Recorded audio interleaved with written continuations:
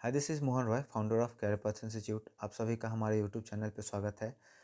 हम सभी लोग चेतना सत्र के कंटेंट को डिस्कस कर रहे थे, जिसमें हम लोगों ने अभी तक मार्च के 2 कंटेंट को और फरवरी के 7 फरवरी के कंटेंट को डिस्कस कर लिया था।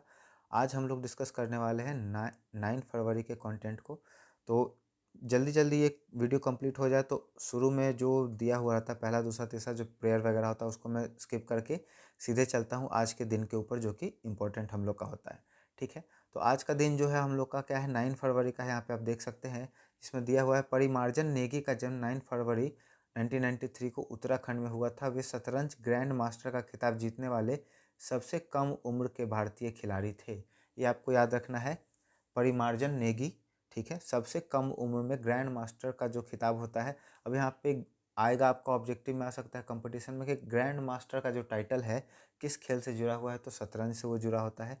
वर्ष 2005 में परिमार्जन नेगी विश्व कप में सबसे कम उम्र के इंटरनेशनल मास्टर बने। 2002 में परिमार्जन ने तेहरान में 10 वर्ष से कम आयु वर्ग के एशियाई चैंपियन में पहली बार अंतर्राष्ट्रीय सफलता प्राप्त की थी। देखिए, 2002 में 10 वर्ष था, 2015 में क्या हो जाएगा, इनका एज 13 वर्ष हो जाएगा। तो 13 वर्ष की उम्र में ये ग्रैंड मास्टर बनने वाले थे। अब देखिए यहाँ पे आज का विचार में कबीर दास का विचार है, कल करे सो आज कर, आज करे सो अब, पल में परले होएगी बहुरी करेगा कब, है ना। मतलब लोगों का ये यहाँ पे बताने का कोशिश किया जा रहा है कि हम लोग क्या करते हैं, प्लानिंग करते हैं, सोचते रहते हैं ये करेंगे वो करेंगे, लेकिन कभी उसको एग्जीक्यूट नहीं कर पाते हैं। तो यहाँ पे बताया गया है कि जो हम लोग सोच रहे हैं ना कि इसको कल करूँगा, आज रहने देता हूँ, उससे अच्छा है कि आप थोड़ा सा ही शुरुआत करो, लेकिन उसको आज ही कर लो। दूसरा है मार्क ट्वेन द्वारा बोला गया, असफलता केवल फिर से शुरू करने का एक अवसर है। अगर आप कोई भी प्रयास करते हैं और उसमें फेल कर जाते हैं, तो इसका मतलब है कि आप हर चीज़ों को नया तरीके से फिर से शुरू कर सकते हैं। ठीक है, अब सामान्य ज्ञान का कुछ क्वेश्चन है। विश्व का सबसे बड़ा महाद्वीप कौन सा है, तो हम लोग सभी जानते हैं एशिया महाद्वीप। वायुमंडल में सबसे अधिक कौन सी गैस पाई जाती है, तो ये हो गया हम लोग का नाइट्रोजन, जो कि 78% होता है। यहाँ से क्वेश्चन पूछता है कि अर्थ के क्रस्ट में, तो धरती का क्रस्ट है उसमें सबसे अधिक कौन सा गैस पाया जाता है, तो उसमें हम लोग का आंसर हो जाएगा ऑक्सीजन। ठीक है, गिर राष्ट्रीय उद्यान किस जानवर के लिए प्रसिद्ध है, तो ये शेर के लिए प्रसिद्ध है। जीएसटी का फुल फॉर्म क्या होता है, goods and service tax. Jnanpith पुरस्कार किस क्षेत्र में दिया जाता है, तो साहित्य में ये दिया जाता है। ठीक है, उसके बाद रीजनिंग है। 2 से हो रहा है 3, 3 से हो रहा है 5, 5 से हो रहा है 7, 7 से हो रहा है 11। ठीक है, तो 2 से देखिए प्लस में 1 बढ़ा 3 हुआ, 3 में 2 बढ़ा 5 हुआ, 5 में 2 बढ़ा 7 हुआ, 7 में 4 बढ़ा 11 हुआ, 11 में 4 बढ़ेगा तो हम लोग का हो जाएगा 15, लेकिन यहाँ पे 2 बढ़ा करके दे रहा है 13। 7 4 11 13। ठीक है, विमान को चलाएगा पायलट, ये 7 फरवरी वाला ही है। पानी का जहाज चलाएगा कप्तान, ये रिपीटेड है जो 7 फरवरी में आया था। ठीक है, उसके बाद सन को बोला गया यूएसएन, मून को फिर बोला जाएगा क्या। देखिए, सन जो है पहले सन है, तो जो पहले सन था वो बीच में आ गया, और जो बीच में था यू वो बाहर निकल गया। तो जो पहले मून है वो पहले चला आएगा बाहर, और एम चला जाएगा अंदर, और फिर ओ एन ओ एन। ठीक है, उसके बाद बुक को लिख सकते हैं 43, तो पेन को लिख सकते हैं क्या। ठीक है, तो ये रीजनिंग का क्वेश्चन है, आप ऐड कर सकते हैं। बी का अल्फ़ाबेट में कितना नंबर है, ओ का अल्फ़ाबेट में कितना नंबर है, के का कितना है, सबको ऐड कर देंगे। ठीक है, उसी की तरह दे रखा है, 2 से हो गया 6, 6 से हो गया 12, 12 से हो गया 20, 20 से हो गया 30, 30 के बाद होगा क्या। तो देखिए 2 से जब 6 हुआ तो इसमें 4 ऐड हुआ, 6 से 12 हुआ तो इसमें 6 ऐड हुआ, 12 से 20 हुआ तो इसमें 8 ऐड हुआ, और नीचे वाले में देख रहे हैं 4 से 2 बढ़ा 6, 6 से 2 बढ़ा 8, 8 से 2 बढ़ेगा 10, तो 20 में 10 जोड़े तो 30।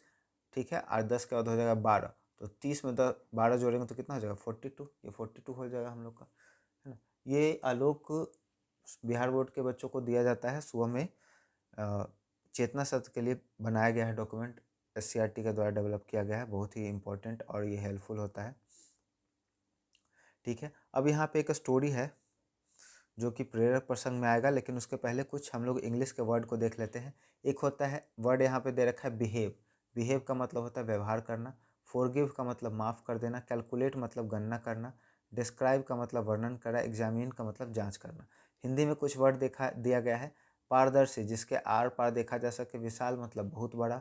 संक्षिप्त का मतलब छोटा या कम शब्दों में। अद्वितीय मतलब जिसके समान कोई दूसरा ना हो। अविचल मतलब जो अपने स्थान से न डिगे। ठीक है, चलिए, तो एक स्टोरी है, हम लोग इसको देखते हैं। एक बार ईश्वर चंद्र विद्यासागर बाजार जा रहे थे। रास्ते में एक छोटे से बालक ने उन्हें रोक लिया और उनसे एक पैसा मांगने लगा। ठीक है, विद्यासागर ने रुक करके बालक की आंखों में देखा और उससे एक सवाल किया, विद्यासागर ने पूछा, अगर मैं तुम्हें 1 पैसे के बजाय 2 पैसे दूं तो तुम क्या करोगे? बालक ने मासूमियत का जवाब दिया, मैं 1 पैसे का खाना खाऊंगा और 1 पैसा अपनी माँ को दूंगा। विद्यासागर ने फिर पूछा, और अगर मैं 1 रुपया दूंगा? बालक की आंखें चमक उठी। उसने कहा, फिर मैं 2 दिन तक खाना खा सकूंगा और माँ के लिए भी कुछ ले जाऊंगा। विद्यासागर उसे परख रहे थे। अंत में उन्होंने पूछा, अगर मैं तुम्हें पूरे 10 रुपये दूं? तो बालक को लगा कि शायद यह व्यक्ति मजाक उड़ा रहा है। वह रुआंसा होकर बोला, मजाक क्यों कर रहे हो? मुझ गरीब को 10 रुपये कौन देगा? विद्यासागर ने मुस्कुराते हुए अपनी जेब से 10 रुपये निकाले और उस बालक के हाथ में रख दिए। उन्होंने कहा, यह भीख नहीं है, यह अपना काम शुरू करने के लिए पूंजी समझना। बालक ने वह पैसे लिए और वहां से चला गया। इस घटना के कई साल बीत गए। एक दिन विद्यासागर उसी बाजार से गुजर रहे थे तो एक युवक ने दौड़कर उनके चरणों को स्पर्श किया। उन्हें सम्मान से अपनी दुकान के भीतर बुलाया। विद्यासागर ने उन्हें पहचान नहीं पाए। युवक ने हाथ जोड़कर कहा, महाशय, मैं वही बालक हूँ जिसे वर्षों पहले आपने 10 रुपये दिए थे। उन रुपयों से मैंने एक छोटा सा व्यापार शुरू किया। आज मेरी अपनी दुकान है। मैं यह दुकान अपने भेंट करना चाहता हूँ क्योंकि मैं आपकी ही बदौलत है। विद्यासागर ने अपनी आंखों में आंसू आ गए। उन्होंने कहा, बेटा, यह तुम्हारी मेहनत का फल है। यह दुकान तो नहीं ले सकता, मगर अगर तुम सच में उपकार करना चुकाना चाहते हो तो किसी ज़रूरतमंद को उसी तरह मदद करना जैसे कि मैंने तुम्हारी की थी। तो यहाँ पे एक पूरा का पूरा स्टोरी है। आपको समझ में आ गया होगा, ये मोरल के लिए था। आगे फिर चलते हैं। 9th-10th के लिए कुछ कंटेंट बनाया गया है। परिमार्जन नेगी वाला सेम है, ठीक है। रविन्द्रनाथ टैगोर का विचार यहाँ पे आज के लिए दिया गया है 9th-10th में। पक्षी को केवल पंख होने से वह उड़ नहीं सकता, उसके पास उड़ने की इच्छा भी होनी चाहिए। ये बहुत ही डीप मीनिंग वाले सेंटेंस होते हैं जिसको आप ऐसे ही नॉर्मली सुन करके नहीं समझ सकते हैं। इस पर आपको थिंकिंग करना पड़ेगा। एक बार फिर से इसको सुनिए और सोचिए। पक्षी को केवल पंख होने से उड़ नहीं सकते। मान लीजिए कि आपके पास संसाधन है, आपका पास बाइक है, साइकिल है, कोई भी चीज़ ले लीजिए, ठीक है। तो क्या बाइक साइकिल होने से आप उसको चलाना सीख जाओगे? पॉसिबिलिटी नहीं है ना। जब तक कि आपको अंदर से इच्छा नहीं हो तब तक आप वो चला नहीं पाओगे, सीख नहीं पाओगे। तो यही आगे के लाइन में बोला गया है, उसके पास उड़ने की इच्छा भी होनी चाहिए, तब वो सीख पाएगा। अब है यहाँ पे कुछ जनरल नॉलेज के कुछ क्वेश्चन है, बहुत ही ज़्यादा इंपॉर्टेंट, जनरल कंपटीशन के लिए काम आएगा।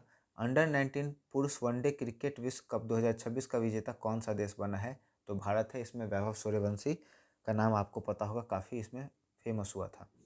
किस टीम ने महिला प्रीमियम लीग WPL 2026 का खिताब जीता है? ये देखिए, अभी लेटेस्ट जो कंप्लीट हुआ है तो इसमें रॉयल चैलेंजर बेंगलुरु ने जीता है और पिछले साल भी बेंगलुरु ने ही जीता था।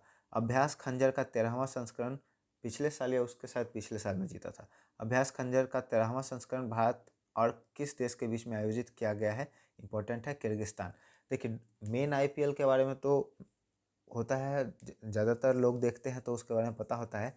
और यहाँ फीमेल के बारे में पूछ दिया तो कम्पिटिटिव एग्जाम में भी पॉसिबिलिटी है कि फीमेल वाला क्वेश्चन आपसे पूछे। स्पेन ने कितने वर्ष से कम उम्र के बच्चों के लिए सोशल मीडिया पर प्रतिबंध लगाने के लिए कानून बनाया है? अभी इंडिया में हर कोई के हाथ में मोबाइल आ गया, सोशल मीडिया यूज करते रहता है।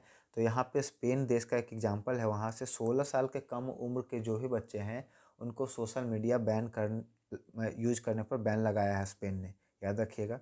कुछ और क्वेश्चन है। दिल्ली के किस सुल्तान ने लौह एवं रक्त की नीति अपनाई थी? तो गयासुद्दीन बलबन। लौह एवं रक्त की नीति। ब्लैक फॉरेस्ट पर्वत श्रृंखला किस देश में स्थित है? तो ये जर्मनी हो जाएगा। वायुमंडल में आर्गन गैस की प्रतिशतता कितनी है? तो 0.93%। भारत के नियंत्रक एवं महालेखा कैग की नियुक्ति कौन करता है? राष्ट्रपति। ध्वनि की चाल सबसे अधिक किस माध्यम में होती है? तो वो हम लोग का हो जाएगा ठोस में, ठीक है। अब यहाँ पे हिंदी के कुछ वर्ड है। द्विगु समास, ठीक है। द्विगु, देखिए, समास 4 तरह के होते हैं, अव्ययी भाव, तत्पुरुष, द्वंद्व और द्विगु, ठीक है। तो द्वंद्व में जो होता है दोनों वर्ड होता है, कोई क्लियरली पता नहीं होता, जैसे छिपा लोटा। और मैंने जिस तरह से याद किया था मैं वो बता रहा हूँ कि अगर द्विगु है समास तो कैसे आप पहचान पाएंगे? द्वि का मतलब होता है, हिंदी में संस्कृत का ये वर्ड है जिसका हिंदी में मतलब होता है दो। दो का मतलब संख्या। तो वैसे सभी समास जिसमें क्या हो, संख्यावाचक कुछ आए, वो क्या होगा? द्विगु होगा। जैसे त्रिलोचन, त्रिलोचन मतलब 3 जिनके आँख हो, है ना, तो वो हो गया हम लोग का त्रिलोचन। नवरत्न, 9 रत्नों वाला, ठीक है। शताब्दी मतलब 100 साल का। चतुर्भुज, 4 भुजा वाला। अठन्नी मतलब 8 आनों का समूह। सप्तऋषि मतलब 7 ऋषियों का समूह। तो ये सभी क्या हो जाएगा हम लोग का? द्विगु समास हो जाएगा। अब इंग्लिश के कुछ वर्ड है। अंडरनीथ, अंडरनीथ का मतलब होता है के ठीक नीचे। बीनीथ का मतलब होता है के नीचे। इंस्टीड ऑफ के बजाय। बिकॉज ऑफ के कारण। अकॉर्डिंग टू, ये सब फ्रेज है। अकॉर्डिंग टू के अनुसार। डिस्पाइट मतलब के बावजूद। बियॉन्ड मतलब के परे, ठीक है। ये 9th-10th के लिए है। उसके बाद पटना संग्रहालय की स्थापना कब हुई थी? 1917 में। याद रखिएगा, पटना संग्रहालय, पटना विश्वविद्यालय भी इसी समय में हुआ है, जो हम लोग का साइंस कॉलेज है। बिहार में रेल पहिया कारखाना कहाँ स्थित है? तो ये आपका बेला और सारण, 2 जगह यहाँ पे है। उसके बाद बिहार विधान परिषद में सीटों की कुल संख्या कितनी है? तो 75। चीनी यात्री इत्सिंग बिहार में कब आया था? तो 763 ईस्वी में आया था। ठीक है, कुछ रीजनिंग के क्वेश्चन के साथ हमारा ये 9 फरवरी का जो चेतना सत्र का मटेरियल है ख़त्म होता है। मुझे उम्मीद है आपको ये वीडियो पसंद आया हो।